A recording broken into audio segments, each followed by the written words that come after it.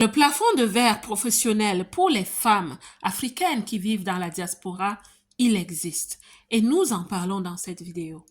Si vous êtes nouvelle ici, soyez les bienvenus. Je suis coach Marcel Ange et avec la chaîne La Belle Diaspora, je me suis donné l'humble mission d'encourager, de booster, de motiver les femmes loin de chez elles qui ont pris la ferme décision de réussir leur vie dans la diaspora. Et c'est pour ça que nous parlons de l'état d'esprit qui nous fait réussir loin de chez nous. Nous parlons de la santé mentale et aussi de la professionnalisation, si vous voulez, de l'autonomisation. Soyez les bienvenus, mes belles. N'hésitez pas de vous abonner si vous vivez dans la diaspora. Alors, on en parle. Souvent, on nous dit « travaille dur et tu réussiras ». Ce n'est pas mauvais. Mais quand on est femme, noire et étrangère, la réalité est plus complexe. Je commence par vous relater mon histoire. Je travaillais dans une entreprise. J'étais qualifiée. J'avais des résultats. Et j'avais des collègues comme moi qui géraient des marchés. Nous avions chacune une région commerciale à gérer. Mais un jour, je découvre qu'avec une expérience plus élevée que celle de mes collègues, j'étais moins payée. Quand je parle d'expérience plus élevée, je parle aussi de l'ancienneté. J'étais moins payée. Je vous assure que cela m'avait fait très mal. Et je m'étais rappelé plus tard qu'en fait, à quoi est-ce que je m'attendais? C'est ça les plafonds de verre. Les postes à responsabilité, les promotions, la reconnaissance, souvent elles semblent juste hors de portée pour nous. Nous sommes là, mais on paraît invisible. Et parfois ce plafond de verre a plusieurs couches. Le genre, la couleur de la peau, l'accent, le statut de la personne, de l'immigré ou de l'étranger. Et parfois quand on te demande où est-ce que tu habites, ce n'est pas anodin. On finit par te placer sur la cartographie sociale et cela vient avec un certain traitement. Le plafond de verre vient aussi avec un certain questionnement sur ta compétence, on doute de ton leadership, on t'exclut des décisions clés ou pire, on t'efface. Alors, quelle est l'attitude qu'on commence à adopter? On commence à devenir cette personne, cette professionnelle qui doit prouver 2 fois plus pour parfois avoir 2 fois moins. On doit se présenter physiquement bien mieux pour prouver qu'on est civilisé, qu'on est intégré. On ne peut pas baisser la garde. On prépare les réunions tellement au point, on point, comme disent les Anglais, afin de participer de façon très brillante. C'est parfois fatigant.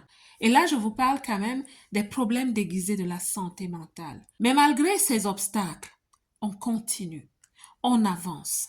Et c'est l'état d'esprit qu'il faut avoir en fait. Je vous le conseille parce que réussir à l'étranger n'est pas facile. La vérité est que on est en face des personnes qui ne nous connaissent pas, qui ne nous comprennent pas. Et parfois, quand on arrive, il y a des personnes qui estiment que nous sommes une menace parce que nous sommes là, que nous sommes une menace parce que nous prenons les boulots des autres. Mais il faut continuer, il faut avancer. Dans la vidéo précédente, je parlais justement de l'adaptation, de l'intégration. Trouver un moyen pour se présenter comme un allié, pas comme une menace. C'est toute une stratégie.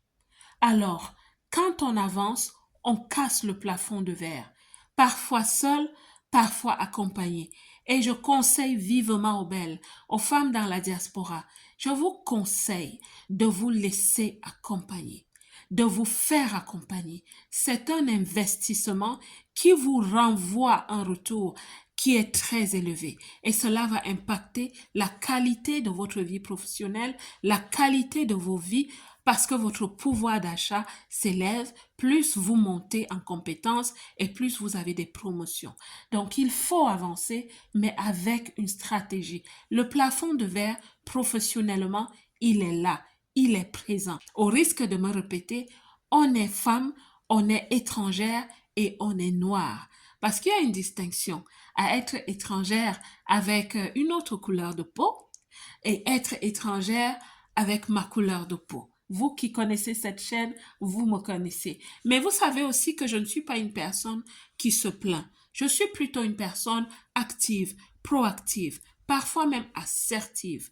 qu'à cela ne tienne, il y a des moments où on doit s'arrêter pour faire des constats, pour évaluer si les choses changent, pour décrypter les situations et surtout pour savoir comment mieux se positionner et en tant que coach, comment mieux conseiller les autres.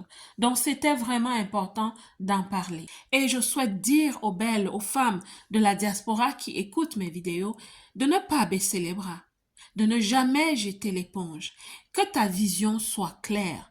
Deviens une femme professionnelle, je dirais même une femme de carrière.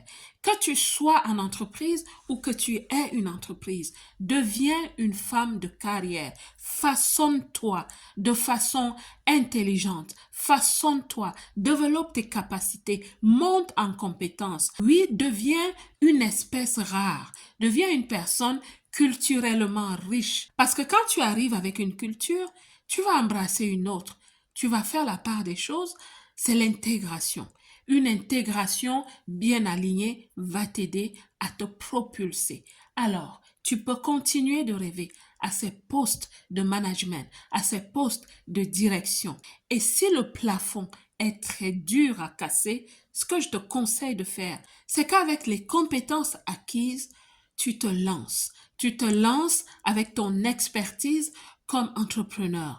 Et là, je t'assure, tu seras directrice de ton entreprise. Tu n'auras plus à te battre en entreprise pour en devenir une. Oui, c'est une porte de sortie, mais pourquoi pas? La vie entrepreneuriale est aussi vraiment très chic, je vous assure. Alors, la belle diaspora, j'espère que ce message t'a encore boosté. N'oublie pas de laisser un commentaire, de laisser un like et surtout de t'abonner si tu vis dans la diaspora. Que Dieu vous bénisse. Quant à moi, comme d'habitude, je vous aime.